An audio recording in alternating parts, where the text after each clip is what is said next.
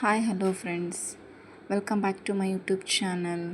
ಯಾರೆಲ್ಲ ನನ್ನ ಚಾನಲ್ನ ಸಬ್ಸ್ಕ್ರೈಬ್ ಮಾಡದೆ ನೋಡ್ತಾ ಇದ್ದೀರೋ ಪ್ಲೀಸ್ ಎಲ್ಲರೂ ಸಬ್ಸ್ಕ್ರೈಬ್ ಮಾಡಿ. ಸೊ ಇವತ್ತಿನ ರೆಸಿಪಿ ಏನಪ್ಪ ಅಂತಂದರೆ ಹೋಟೆಲ್ನಲ್ಲಿ ಮಾಡುವಂತಹ ಕ್ರಿಸ್ಪಿಯಾದ ಗರಿಗರಿಯ ದೋಸೆನ ಮನೆಯಲ್ಲೇ ಹೇಗೆ ಮಾಡೋದು ಅಂತ ನೋಡ್ಕೊಂಡು ಬರೋಣ ಬನ್ನಿ. ಸೊ ಒಂದು ಪಾತ್ರೆಯಲ್ಲಿ ಒಂದು 4 ಕಪ್ ಆಗೋಷ್ಟು ರೇಷನ್ ಅಕ್ಕಿ ತೊಗೊಂಡಾಯ್ತೀನಿ ರೀ. ಹಾಗೆ 1 ಲೋಟದಷ್ಟು ಉದ್ದಿನಬೇಳೆ ಹಾಕ್ಕೊತಾ ಇದ್ದೀನಿ ರೀ. ಅಳತೆ ಕರೆಕ್ಟಾಗಿರ್ಬೇಕು ನೋಡಿರಿ. 4 ಕಪ್ ಅಷ್ಟು ಅಕ್ಕಿಗೆ 1 ಲೋಟ ಅಷ್ಟು ಉದ್ದಿನಬೇಳೆ ಹಾಕ್ಕೊಂಡೀನಿ ರೀ. ಹಂಗೆ 2 ಟೇಬಲ್ ಸ್ಪೂನಷ್ಟು ಕಡಲೆಬೇಳೆ ಹಾಕ್ಕೊತಾ ಇದ್ದೀನಿ ರೀ. 1-2 ಟೀ ಸ್ಪೂನ್ ಆಗೋಷ್ಟು ಮೆಂತ್ಯ ಕಾಳು ಹಾಕ್ಕೋತಾ ಇದ್ದೀನಿ ರೀ. ಹಾಗೆಯೇ ಒಂದು ಅರ್ಧ ಬೌಲ್ನಷ್ಟು ದಪ್ಪ ಅವಲಕ್ಕಿ ಹಾಕ್ಕೋತಾ ಇದ್ದೀನಿ ರೀ. ಇದು ಆಪ್ಷನಲ್ ರೀ. ಅಂದ್ರೆ ಕಲರ್ ಬರಬೇಕಂತಂದ್ರೆ ದೋಸೆ ಚೆನ್ನಾಗಿ ಅಂತಂದ್ರೆ ಹಾಕೋಬೇಕ್ರಿ. ನೋಡಿರಿ, ಇದಿಷ್ಟು ಹಾಕೋತಾ ಇದ್ದೀನಿ ರೀ. ಸೊ ಇದನ್ನು ಎರಡು ಮೂರು ಸತಿ ವಾಶ್ ಮಾಡ್ಕೋಬೇಕಾಗುತ್ತೆ. ಸೊ ವಾಶ್ ಮಾಡಿಕೊಂಡು 5-6 ತಾಸು ರೀ ನೆನೆ ಇಡಬೇಕ್ರಿ. ಹಂಗೆ ರುಬ್ಬಕ್ಕೆ ಬರಲ್ರಿ. 5-6 ತಾಸು ನೆನೆ ಇಟ್ಟು ರುಬ್ಕೋಬೇಕ್ರಿ. ನೋಡಿರಿ, ರುಬ್ಬಿದ ತಕ್ಷಣ ಹಿಂಗೆ ಹಾಕೈತ್ರಿ ಬ್ಯಾಟರ್. ಇದು ಭಾಳ ಗಟ್ಟಿ ಆತಂದ್ರೆ ಒಂಚೂರು ನಿಮ್ಗೆ ಹದ ಎಷ್ಟು ಬೇಕು ನೋಡಿರಿ ಅಷ್ಟು ನೀರು ಹಾಕ್ಕೊಂಡು ಸ್ವಲ್ಪ ಉಪ್ಪು ಹಂಗೆ ಸೋಡಾ ಪುಡಿ ಹಾಕ್ಕೊಂಡು ಕಲಿಸ್ಕೊಡ್ರಿ. ನೋಡಿ, ಇಷ್ಟು ಗಟ್ಟಾಗೈತಲ್ರಿ. ನಾ ಸ್ವಲ್ಪ ನೀರು ಹಾಕ್ಕೊಂಡು ಸ್ವಲ್ಪ ದೋಸೆ ಹಿಟ್ಟಿನ ಹದಕ್ಕೆ ಕಲಿಸ್ಕೊಳತ್ತೀನಿ ರೀ.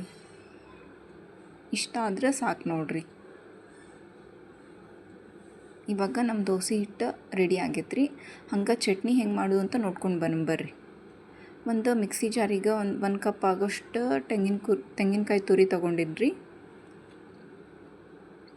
ಒಂದು 4-5 ಮೆಣಸಿನ್ಕಾಯಿ ತೊಗೊಂಡೇನಿ ರೀ. ಹಂಗೆ ಒಂದು ಸ್ವಲ್ಪ ಶುಂಠಿ, ಹಂಗೆ ಬೆಳ್ಳುಳ್ಳಿ ಹಾಕ್ಕೊಂಡೇನಿ ರೀ.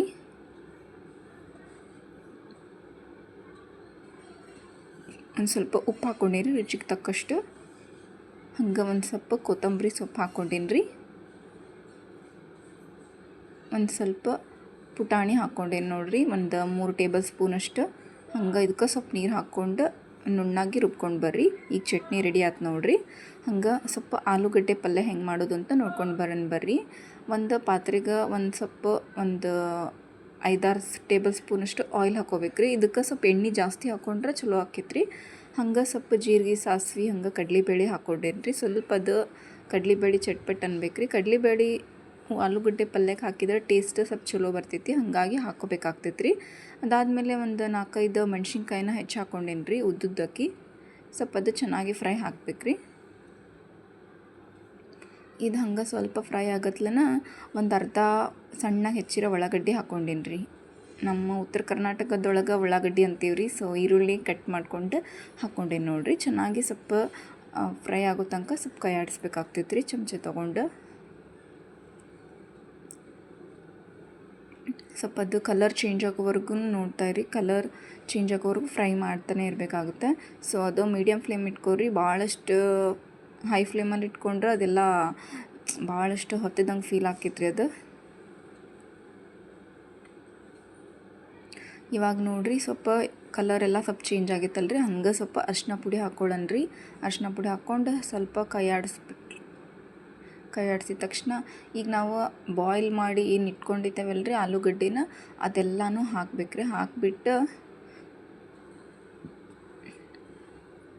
ಹಾಕ್ಬಿಟ್ಟು ಚೆನ್ನಾಗಿ ಸ್ವಲ್ಪ ಉಪ್ಪು ಐತಲ್ರಿ, ಉಪ್ಪು ಎಷ್ಟು ನಿಮಗೆ ರುಚಿಗೆ ತಕ್ಕಷ್ಟು ಎಷ್ಟು ಬೇಕಾಗಿರ್ತೈತೆ ನೋಡಿರಿ ಅಷ್ಟು ಉಪ್ಪು ಹಾಕ್ಕೊಂಡು ಚೆನ್ನಾಗಿ ಕಲಿಸ್ಬೇಕ್ರಿ.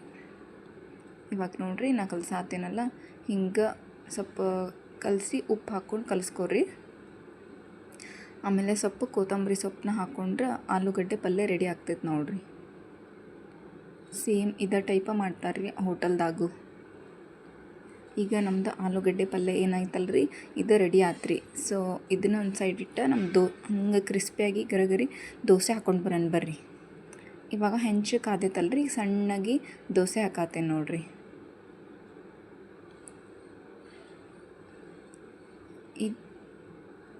ಈ ದೋಸೆ ಏನೈತಿ 2 ಕಡೆ ಬೇಯಬೇಕ್ರಿ ಚೆಂದಾಗಿ. ಸ್ವಲ್ಪ ಹಂಗೆ ಕಲರ್ ಚೇಂಜ್ ಆಗೋವರೆಗೂ ಬೇಯೋಕೆ ಬಿಡಿ.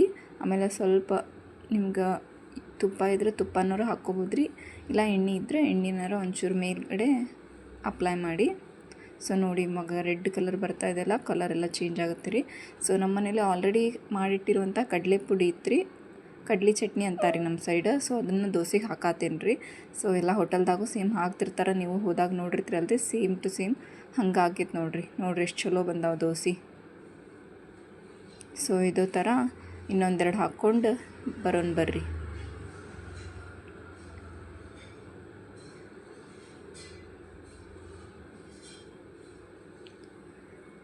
ಇದೇ ಥರ ನೀವು ಸಿಂಪಲ್ಲಾಗಿ ಮನೇಲಿ ಮಾಡ್ಕೋಬೋದು. ಇದೇನು ಇಂಗ್ರೀಡಿಯೆಂಟ್ಸ್ ಇರುತ್ತಲ್ಲ ಇಷ್ಟು ಹಾಕ್ಕೊಂಡು ನಾವು ದೋಸೆ ಮಾಡ್ಕೊಂಡ್ರೆ ಹೋಟೆಲ್ನಾಗ ಹಿಂಗೆ ಯಾವ ಥರ ಇರುತ್ತೋ ಅದೇ ಥರನೂ ದೋಸೆ ಆಗೈತೆ ಇವಾಗ. ಟೇಸ್ಟ್ ಮಾತ್ರ ಸಖತ್ತಾಗಿರುತ್ತೆ. ಸೊ ನೋಡ್ತಾ ಇದ್ದೀರಲ್ಲ ನೀವೇ. ಸೊ ಕಲರ್ ಚೇಂಜ್ ಆಗೋವರೆಗೂ ಬಿಟ್ಕೊಂಡು ಸ್ವಲ್ಪ ಕಡಲೆ ಪುಡಿ ಹಾಕ್ಕೊಂಡು ಸ್ವಲ್ಪ ಈ ಥರ ಮಾಡಿ ನಮ್ಮದು ಮಾಡಿದರೆ ಗರಿ ಗರಿ ದೋಸೆ ಅದಂತ ರೆಡಿ. ನೋಡಿ ಎಷ್ಟು ಚಲೋ ಆಗಿದಾವೆ ನೋಡಿರಿ. Thank you.